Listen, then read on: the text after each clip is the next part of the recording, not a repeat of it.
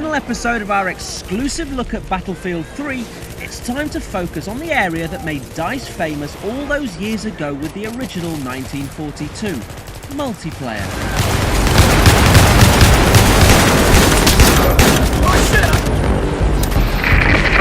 If stories are something the studio has only really focused on in this generation, the signature, epic online experience, with its vast scale and range of vehicles, dates all the way back to Battlefield's precursor, codename Eagle. And this essence of Battlefield, which remains true today despite massive advances in technology, sprang from an ambition to compete with the very best of the time. When we started making codename Eagle, the ancestor to Battlefield, we looked at mainly Counter-Strike, Doom, those games at that time, and we kind of aimed at the stars and wanted to make something that would rock the world. The game duly did just that, and for the bulk of the series' veteran fans, it's the promise of Frostbite 2-powered mass warfare that's the real draw of the latest incarnation. It's like releasing kids in the candy store. It is really powerful. I mean, I think the movies and the demos made at E3 and the Gamescom have kind of proven themselves. It's an amazing engine, not only when it comes to the looks, but I mean, the fluid, lifelike animations that you don't get stuck on things when you want to jump, you vault over them. And the suppression system, a lot of things where we can take it from being what people used to know as a game into a much more physical experience. You're there on the battlefield, and it's much more about the whole experience. We don't want to sacrifice kind of the fact that it is a game, since in 5 years people won't care about the looks anymore, but people are still playing 1942 and Battlefield 2. So we want in 5 years people to really have that good gaming experience still. Multiplayer might be the studio's bread and butter, but in Battlefield 3, DICE has faced a new challenge: how to make it work across PC and console without compromise. Both objectives have been taken. When we started with Bad Company 1, I think we underestimated the console consumers. I think that they've gone so much closer to the PC consumer. So we're trying to make sure that if you are competitive on a console and expect a lot out of the game, we will deliver that to you as well. So to not underestimate the console gamer is number one.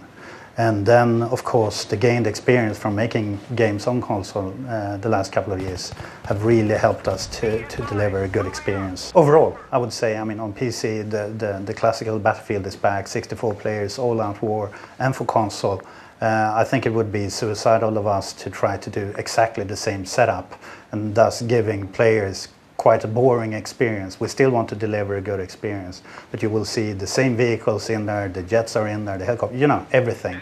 It's just that we might tune some areas just to make sure that you have a good, hectic, frantic experience, since sticking to being the same and thus sacrificing good gameplay would hurt us more. Battlefield 3 lets players choose from 4 classes in multiplayer: Assault, Support, Engineer and Recon. And it's here where perhaps the biggest tinkering with the formula has taken place. So overall, I mean, the biggest change is probably that we moved the healing abilities to the Assault class.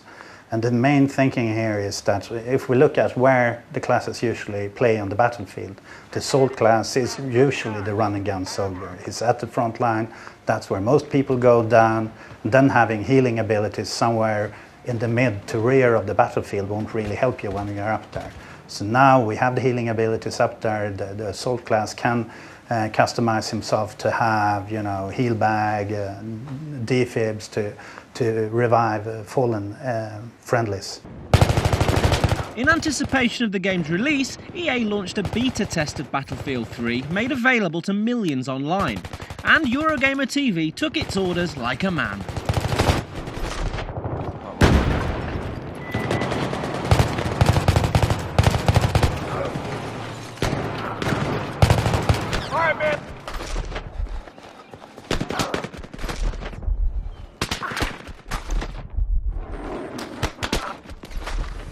But it's not only online players who've had a chance to sample the game. Visitors to Eurogamer Expo last month were treated to playable versions of the game on PS3, Xbox 360 and PC. Here's what you guys thought. Right, you guys have just been playing Battlefield 3, how was it? Yeah, really enjoyed it. Smooth frame rate, a lot of action going on. Really impressed with it. The guns are really good as well. Yeah, I like the gameplay. It's one of the best looking console games I've ever seen. So. Better than we play Gears now, and then obviously COD as well. But yeah, this is much better. So it sort of has lived up to expectations? Definitely. I can't wait for the dogfighting, the aeroplanes. I can't wait for that. We've got all 3 versions of Battlefield 3 at the show. You guys have been playing the PC version. How was it? It was really good. I've already pre-ordered the game. The beta's taken a while to come out, so we decided we have to give it a go here. So you're happy you placed your pre-order based on that then? Yeah. This is a lot more realistic and feels more immersive. I'd say it's by far the best Battlefield we've had by a long way. Wow, that's praise. Yeah. Right. What was better for you? Everything really. You've got a lot more weapons to it, customization.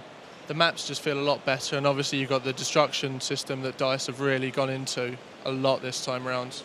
So all in all, I reckon they've really outdone themselves. What was the one thing before you came? So it was like top of your list, like this is the thing I have. Battlefield.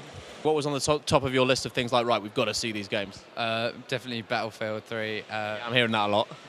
On the spot, game of the show? Battlefield 3, definitely. Battlefield 3. He might have helped build the entire game, but that doesn't stop Lars from having a particular favourite map. The objective has been lost. And it just happens to be the one that won his company a Eurogamer award. I've actually become in love with Caspian Border, the one we showed at Gamescom. Having been part of it from the start, the first concept, we wanted rolling hills with forests. It's something actually we talked about already when making Battlefield 2. It's definitely one of my favorites. But there are a lot of other ones we haven't shown yet that also deliver that grand-scale warfare. Battlefield has amassed many millions of fans over the past decade, but for Battlefield 3 to realise the ambitions of DICE and EA, it needs to attract many millions more, which means multiplayer cannot be a closed shop for veterans only. The beauty of the game this time around is that we're trying to provide something for everyone. If you're not used to Battlefield, you can definitely go into a round of team deathmatch. But now with destruction and everything that you're going to learn how to utilize as you go on. Of course, you come into the Battlefield fresh, so you have very few gadgets and upgrades to worry about. So it is really a gradual learning that we take you into. So I think we've learned a lot through the years, and I truly hope that people will pick it up and find their way of playing Battlefield. The competition, as you might have heard, is fierce. But for DICE, it makes everyone better.